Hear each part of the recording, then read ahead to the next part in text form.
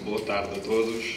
Magnífico reitor da Universidade da Beira Interior, Sr. Presidente da Câmara Municipal de Covilhã, Sr. Deputado à Assembleia da República, Sr. Bispo da Guarda, Excelência Reverendíssima, Sra. Representante da Embaixada de Moçambique, Srs. Presidentes das Câmaras Municipais, Srs. Reitores, Vice-Reitores e seus representantes das Universidades Portuguesas, Srs. Presidentes dos Institutos Politécnicos e seus representantes, Sr. Presidente do Conselho Geral, Sr. Reitor Emérito da Universidade de Beira Interior, estimados doutorandos, ilustres padrinhos, digníssimas autoridades civis, militares, judiciais, religiosas e académicas, ilustres professores, assistentes e investigadores, estimados alunos, funcionários e minhas senhoras e meus senhores.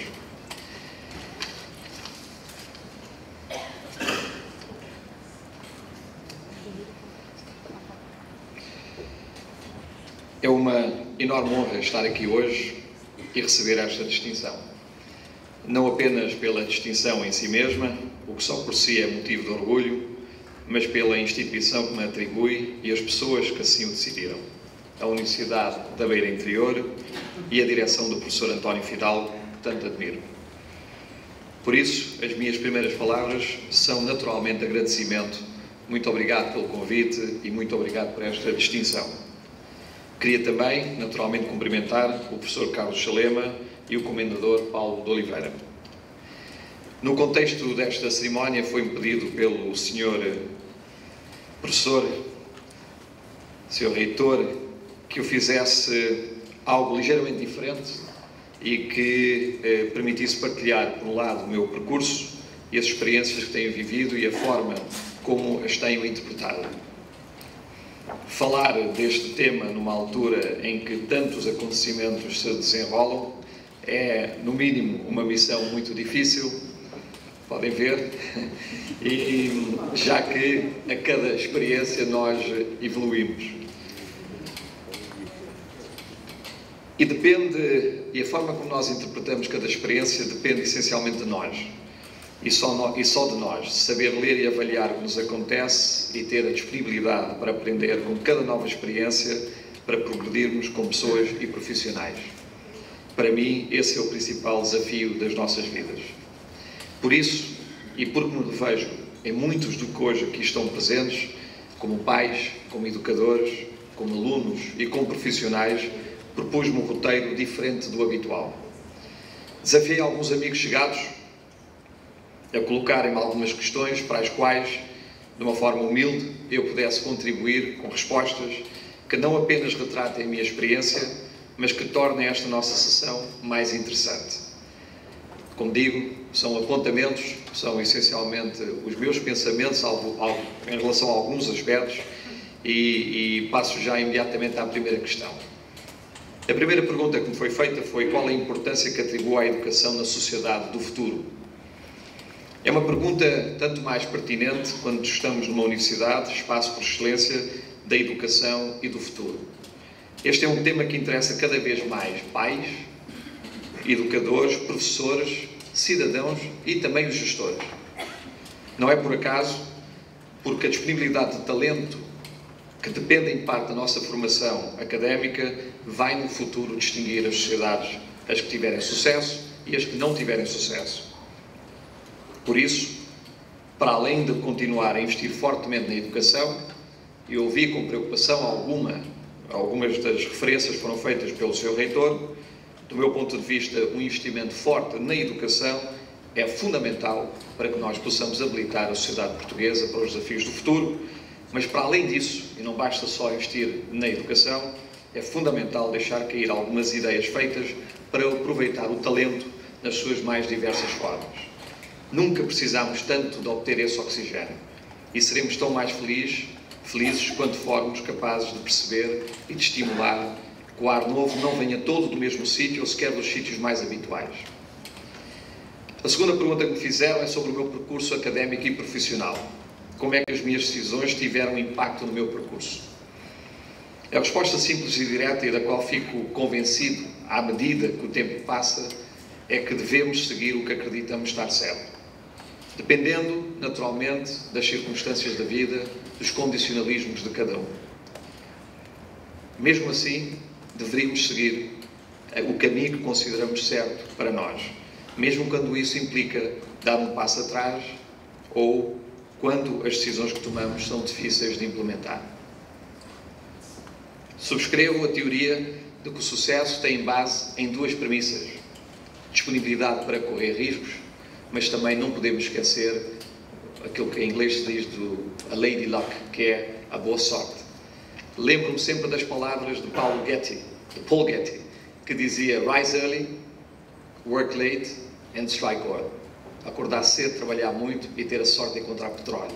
Por isso a sorte faz naturalmente sempre parte da nossa vida. Por paradoxal que possa parecer, o sucesso na adolescência, falando aqui um bocado para os jovens, torna mais difícil e não mais fácil ter sucesso ao longo da vida.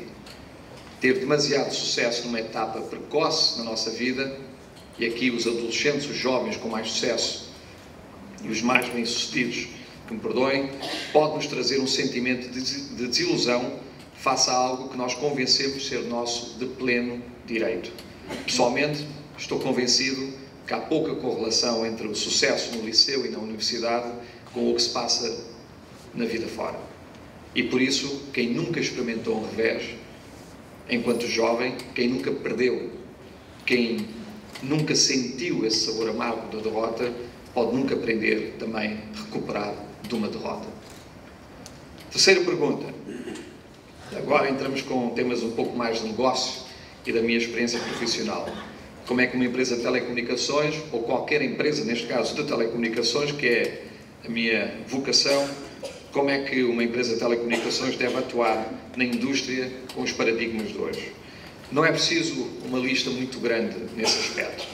Uma empresa, especialmente de telecomunicações, deve manter-se muito ágil, sabendo que é difícil, porque a maior parte das empresas de telecomunicações são, por natureza, conglomerados.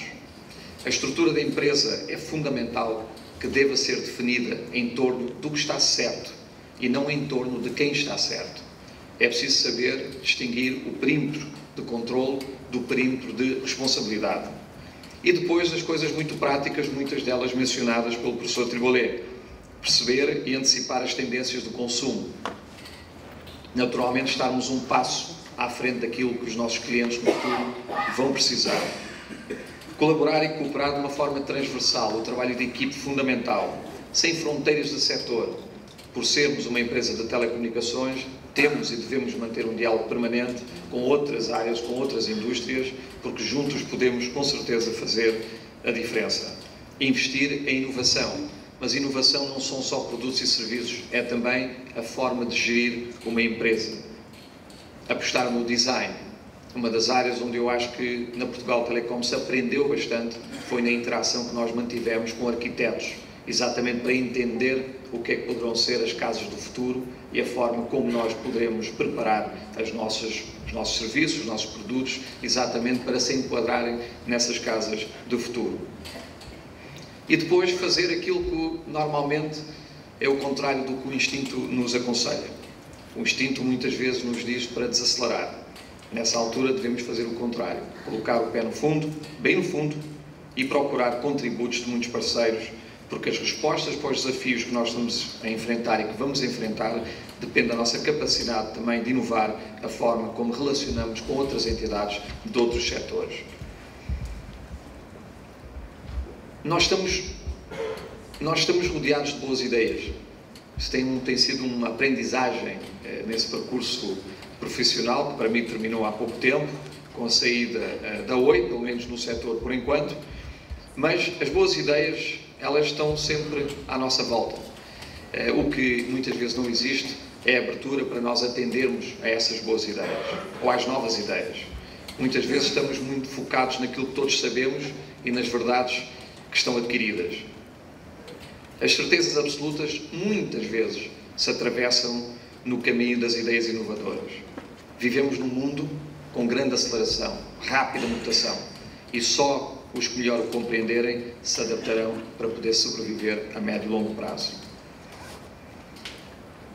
Talvez aqui um pouco polémico, como é que a empresa como a PT conseguiu reinventar o seu modelo de negócio durante os últimos anos e posicionar-se, como foi referido, como uma das empresas líderes em novas tecnologias. Falo como um ex-presidente, naturalmente, dessas empresas. Quanto maior é o sonho, maior é o nosso medo. Quando andamos em mínimos, quando fazemos menos do que podemos, evitamos saber qual é o nosso verdadeiro potencial. Devemos sempre desafiar a gravidade. Sempre. E não ter medo de errar. Só quem não decide é que não erra. Eu não combinei esta parte do discurso com o professor Tribolé. Foram essencialmente trabalhos que fizemos com linhas paralelas, mas como podem ver, há uma consistência nessas ideias e para que nós possamos fazê-las vingar, nós temos que repeti-las muitas vezes. O que é que a PT fez? A PT fez exatamente isso. Desafiou a gravidade. E sempre que o conseguiu, e sempre que conseguiu atingir os seus resultados, elevou a fasquia. E esta fasquia está sempre em movimento. E é por isso que temos de nos manter atentos, exigentes, comprometidos com os objetivos e trabalhar, trabalhar e trabalhar cada vez mais. Nesses últimos 5 anos, a Portugal Telecom investiu aproximadamente 20% das suas receitas todos os anos. É a empresa que mais investiu na criação de infraestruturas no nosso país. Não estamos a falar de autoestradas, estamos a falar de infraestruturas, nomeadamente na área de telecomunicações, são as chamadas autoestradas eletrónicas, que eliminam o dedo à distância, aproximam as sociedades e fazem com que nós tenhamos efetivamente uma melhoria de qualidade de vida, quer estamos a falar de educação, quer estamos a falar da saúde. E fê-lo transformando-se numa empresa isso que essencialmente é uma empresa de largura de banda, que vende largura de banda, que vende capacidade de processamento e capacidade de armazenamento de informação no formato digital. Daí este data center que foi construído aqui não é mais do que uma caixa forte digital que serve essencialmente para guardar informação com segurança para que as pessoas possam sentir que a virtualização é um caminho fundamental para que se possa transformar a forma como nós fazemos as nossas coisas no dia a dia. Fizemos esse desenvolvimento todo, ou fez esse desenvolvimento todo, de uma forma agnóstica à tecnologia em termos de acesso. A tecnologia é um meio para atingir um fim.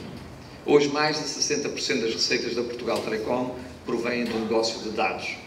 Isso é relevante porquê? Porque as pessoas querem dados. Isso garante o quê?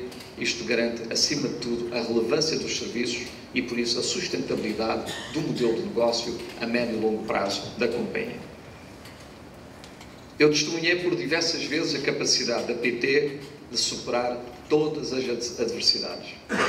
Várias vezes eu testemunhei os nossos trabalhadores estarem à altura dos desafios mais complicados. Tenho o maior orgulho de todos os trabalhadores da Portugal Telecom, pelo que fizeram, mas isso já é o passado, mas por aquilo que vão fazer no futuro. E não tenho dúvida que irão superar todas as expectativas, apesar das contrariedades. Estou também convencido que com a nova liderança que a PT Portugal hoje em dia tem, fará diferente. Não fará só diferente, fará mais e com certeza fará cada vez melhor. Esses são naturalmente os meus desejos. Eu estou profundamente agradecido ao Conselho de Administração da PT, a todos os acionistas da Portugal Telecom, que apoiaram a companhia muitas vezes em momentos desafiantes e incertos.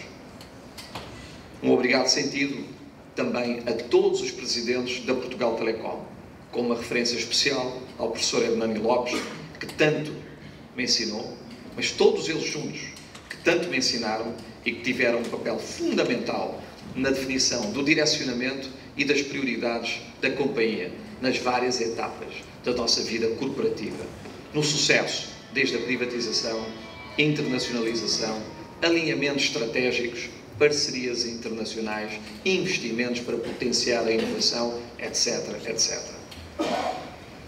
Sobre a tecnologia, a fibra, o LTE, porque é que as infraestruturas deste calibre, num país como o nosso, podem criar oportunidades e desenvolver Portugal muito para além do que conseguimos conceber hoje. Precisamos de encontrar um novo significado para a tecnologia. Acho que o país tem hoje das melhores plataformas e infraestruturas de tecnologia do mundo, comparável provavelmente apenas e só a Coreia, a Japão ou talvez os Estados Unidos, que até considero que possa não estar à altura daquilo que nós temos em termos de infraestruturas aqui no nosso país.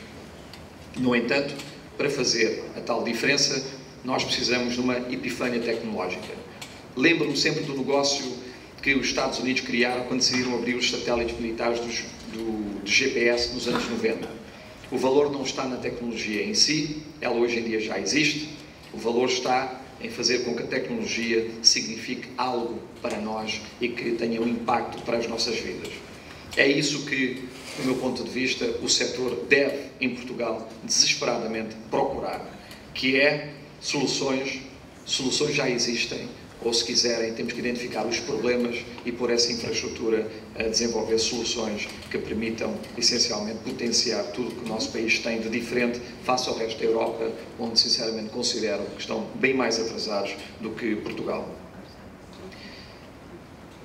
Uma outra pergunta que me fizeram, essa eu até fiquei na dúvida se devia incluir ou não, é porque é que o sucesso das empresas em Portugal é tão penalizado culturalmente e politicamente. Porque isto, afinal de contas, esse sentimento de que existe uma inveja muito grande é muito mau, especialmente a pensar nos jovens e para o futuro. Aqui, uma abordagem muito pragmática. Do meu ponto de vista, nós devemos aproveitar as oportunidades de trabalhar em ambientes exigentes, porque nos permitem também melhorar e aprender. Portugal não é diferente de outros países quando se toca, essencialmente, a não celebrar os sucessos dos outros. É exatamente igual. Passamos pelo mesmo em qualquer parte do mundo. Todos precisamos compreender que a parte mais difícil do sucesso é tentar encontrar quem fique feliz por nós pelo que conseguimos alcançar. Quem tem sucesso tem de aprender a lidar com isto e viver com isto. Ainda assim, considero que talvez a parte mais difícil de ter sucesso é que a expectativa de todos é que nós continuemos sempre a ter sucesso. E nós sabemos que isso é quase impossível. Por isso, nesse aspecto, eu diria também aqui algum aprendizado humilde. Relação de Portugal com o Brasil. É um tema maior que uma resposta pode acolher. Podia estar aqui horas a falar nesse assunto, mas tentando ser sintético e cumprir os minutos que me foram dados. Eu lembro-me sempre aquilo que o Bernard Shaw disse sobre os Estados Unidos e o Reino Unido. Duas grandes nações separadas pela mesma língua. Falamos a mesma língua com certeza, mas os desafios em cada mercado são totalmente distintos pela dimensão, perfil da população, infraestrutura, disponibilidade de talento, etc. Da minha experiência de 18 meses na Oi, guardo grandes recordações e estou muito agradecido a todos os colaboradores que suportaram na tarefa difícil de definir uma estratégia diferente, nova, para o futuro da companhia, para o aumento de capital que foi realizado, para a fusão com Portugal Telecom e para a preparação da entrada da companhia para aquilo que nós chamamos de novo mercado, em que uma ação vale um voto. A lista de mudanças e conquistas é enorme nesses 18 meses, mas deveu-se principalmente ao empenho e trabalho de todos os colaboradores da Oi. Apesar dos nossos desafios, que consideramos serem hercúleos, nós acreditamos que era possível. E ao termos acreditado que era possível, a obra nasceu. Salientarei aqui o enorme esforço que a minha ex-equipa de gestão fez para conhecer de perto cada mercado. É aquilo que nós chamamos de ir para o terreno, dando capacidade de tomada de decisão a cada empresa regional, para que pudesse atender às exigências dos clientes de uma forma eficiente, eficaz, rápida. Em maio último apenas, eu viajei com a minha equipa mais de 20 mil quilómetros no Brasil.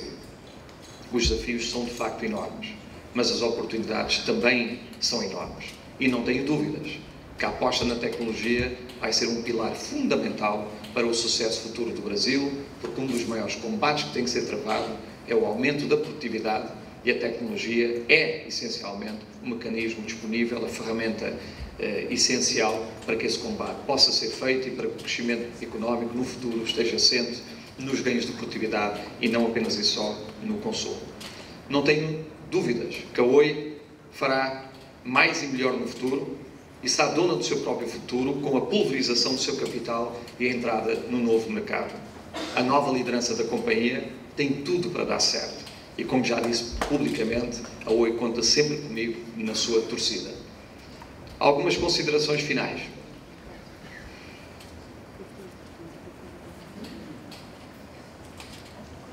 Conquistar demasiado reconhecimento pode tornar mais difícil e não mais fácil desenvolver o autoconhecimento, que é a essência da maturidade. É fácil confundir a fama e o sucesso. As conquistas mais felizes e mais satisfatórias na vida podem não ser reconhecidas por outros porque não têm visibilidade pública. Todavia, cada um de nós tem a sua medida própria e privada da realização. Uma grande definição de maturidade pessoal e profissional, acho eu, humildemente, é exatamente nós sermos, cada um de nós, capazes de manter privados os nossos sentimentos de realização. A meta que todos temos é de encontrar este equilíbrio. As nossas vidas serão certamente mais bem-sucedidas se assim for. Há uns anos atrás perguntaram-me sobre qual foi a maior operação da minha vida. Estávamos no meio da OPA da SONAI. E eu, na altura, respondi. Era bem mais jovem. Hoje talvez não tivesse respondido, exatamente por causa da maturidade que uma pessoa vai adquirindo com o passar dos anos e com a experiência. Mas na altura respondi. E como respondi, é público o que eu disse na altura. E por isso vou partilhar com os senhores. Quando me perguntaram qual era a maior operação da minha vida, eu disse que a maior operação da minha vida foi o nascimento dos meus 3 filhos. A família é o suporte fundamental, a base de tudo. Muito do que alcancei até hoje devo naturalmente à educação, tanto a nível pessoal como a nível profissional, académico, mas mais importante de tudo isto tem sido o apoio e o amor da minha mulher e dos meus 3 filhos. Gostaria de terminar, meus filhos não estão aqui hoje porque tinham um teste hoje de manhã e por isso não quis que eles faltassem ao teste. Essa é a razão pela qual não estão aqui hoje, mas já garantimos que recebessem fotografias. A tecnologia tem essa vantagem, mantém-nos conectados. Gostaria de terminar agradecendo novamente esta distinção e desejando a boa sorte a todos que estão a começar hoje o ano académico. Em português, a sorte é definida em primeiro lugar como fado e destino. Em inglês, a sorte é a possibilidade de acontecer em eventos felizes ou adversos. Pessoalmente, eu revejo muito mais no conceito de fluke, uma ocorrência de sorte ou improvável, com pouca probabilidade de se repetir. Mas, aqui estão muitos jovens estudantes também, provavelmente a acompanhar a sessão, não há substituto ao trabalho duro. É por isso que se diz que a sorte dá muito trabalho. Pode haver fluke, o acaso, mas a regra é que tem que se esforçar. Por isso, um bom ano académico, muito esforçado para todos vocês e muito obrigado por esta distinção. Muito obrigado.